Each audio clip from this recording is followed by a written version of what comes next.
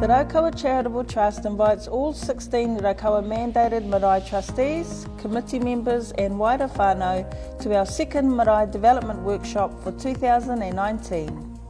This upcoming workshop looks at planning for the future of your marae and whānau and will be held at Te Whare o Raukawa in Tokoroa from 9:30am to 12:30pm. Our workshop will specifically look at the PATH strategic planning tool which can help whānau achieve their aspirational goals for their marae, whānau and selves. If you are interested, please RSVP by the 8th of July 2019. For more information, click the link below or call us on 0800 Raukawa or email us on info@raukawa.org.nz.